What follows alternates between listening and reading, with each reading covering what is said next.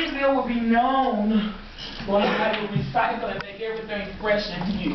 And that's what we're going to be known for. The first question to say is, what are the accomplishments that are being recognized? Low crime rate. We're going to look at city and public transportation systems, vibrant downtown area. And when we talk about the vibrant downtown area, we talk about everything you see in every city. Where you got tables outside, you got the flowers, you got people that sit there and stroll and go into the shops. We ain't gonna be selling no real expensive stuff, but we don't have it where people can come in and spend their money. We still gonna be Greenville, but we're gonna have the look of the big city stuff. Access to medical care, just jump in time, Margaret, now. Okay, access to medical care. To medical care. And when we talk about that, we've got a transportation system already that's in place, and this was like 10 years ago, but this is 10 years later. We really got a transportation system now, and everybody got access to whatever they need to get where they need to go for very low rates, low cost. Sewage and streets was a problem a long time ago, but right now we got these broad streets, we got curbs, we got the little sidewalks and everything going on. So we got that stimulus money we need right now. We got employment and resource and training.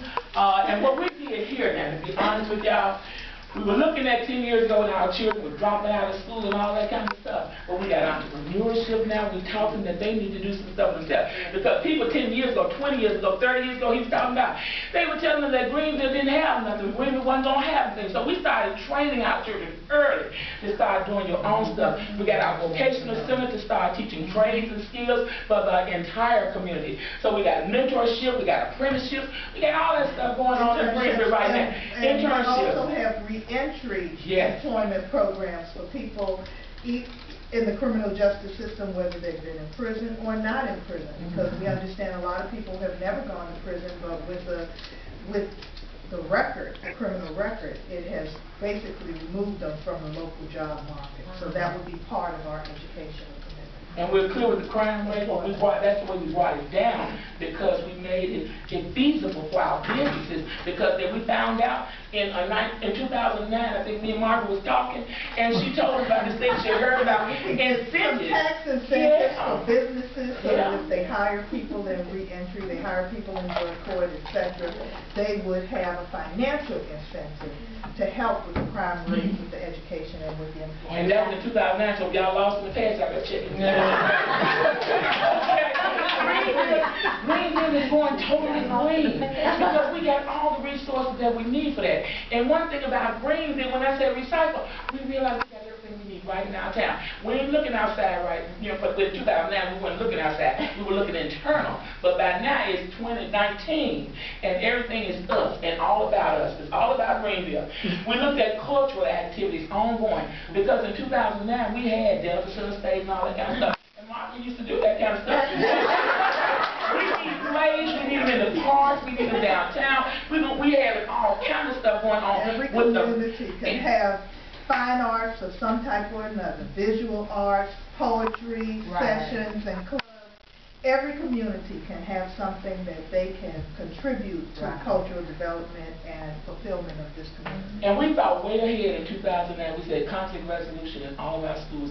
Because, back then we were having fights, we were having a lot of stuff going on in our community. So we said conflict is normal, but conflict brings about change. So we told our children, if you don't like something, change it. So we got conflict resolution going on. Financial advisement. Everybody's saving money. The little ones even was in. From very young. When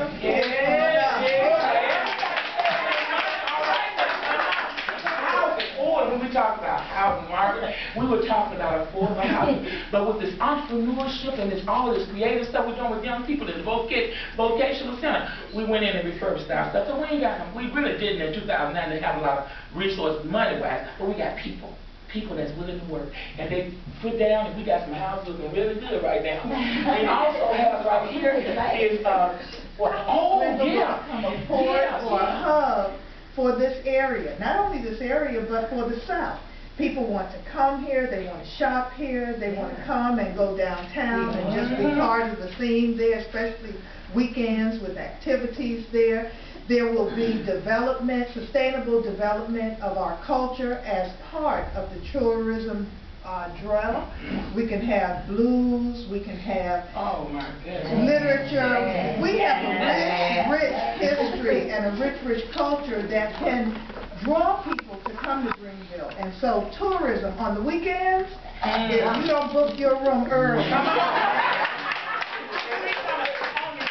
So when we leave this meeting with this 2019, we want you to get on the Mississippi River, just travel up and down the river, because we're going to be ready. And the airport, where did you fly in? Did you fly in Southwest? So we have Delta and Northwest, but we also have Southwest. We got Continental. We got all of that in our airport.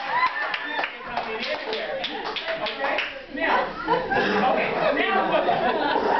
all of this is done within a 10-year period, okay? We think we can do it in 10 years.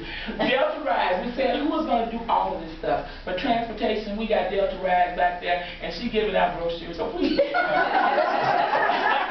But we got all kinds of things in our community. But who's going to do it? The people. We realize the resources in our community really has to do with people. We can't say it enough that we've been told in Mississippi we're at the bottom of everything. But in Greenville, our highest and most valuable resource are people. Ain't money, it's the people who are willing to do what it needs to take. Our local federal officials, community task force that we formed back in 2009 in a room just like this with people like y'all. And we also talk about It's an organization that exists now and can come together with a new development and appreciation for the nonprofit sector. That we look at nonprofits as being high up on our list of contributors to the well-being of this community. And one thing that I did tell you that we are going to be in 2019 is that we are now, we are a community that has total collaboration of all of the stakeholders. We're bringing everybody to the table, and everybody in here grinning like they were in 2009. When? Well, it's ongoing, but we do believe that some things can be relatively short-term goals. And they were, because we're in 2019, they were short-term. We started in 2009, that day. Okay, now, where is this going to happen? It's going to happen here in Greenville now, because we're not going to give it up, y'all. This is ours. We're not going to co-opt it out. Like Margaret said, we're going to be a national model Greenville. But the impact of what we're talking about doing is going to impact the whole Delta, the whole state, and trust me, the nation.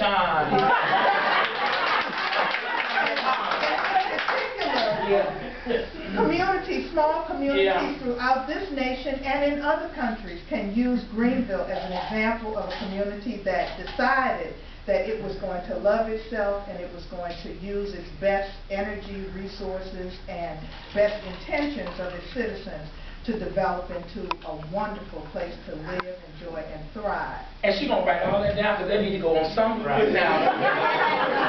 Now, right here, how we're going to do this, and y'all laugh, but this is how we're going to do it. Total collaboration. How y'all doing right now? Everybody feel really good. You feel like you got a part in it. You feel like you got something to give, you got something to take, you got something to enjoy. That's how we're going to do it. Total collaboration of all stakeholders. And the last thing is why. And Margaret, if you would just say why we're going to do this, because she had a good statement. Why we did that in 2009? Well, we did it in 2009. We came together because we realized that we love Greenville. Yeah. We love the people in Greenville. We love what Greenville has to offer. And we are committed to live here. We're not going anywhere. We're going to live here, and this is going to be the greatest place on earth to live, to raise a family, and to enjoy your life.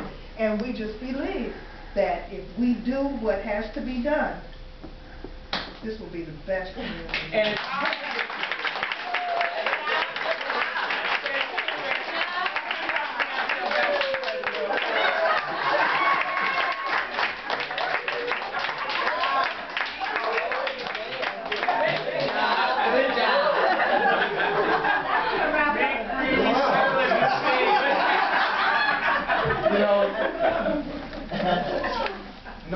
Number 4 in the batting order is usually the big hitters. So, any colleagues from group number 4 like to add anything? Yes? I got one first. there you go. In reviewing everybody's presentation, The Group 4 was the only one that included transportation for its community in its plan. Because without transportation and mobilizing people, none of this could actually flourish.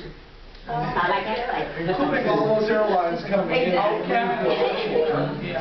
Okay, anybody else from Group 4?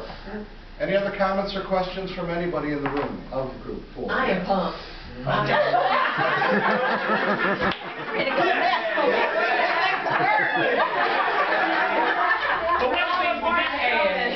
one thing we didn't add is also how we utilized our universities, because we have a wealth of universities and colleges and higher education that we brought into this collaboration. Okay.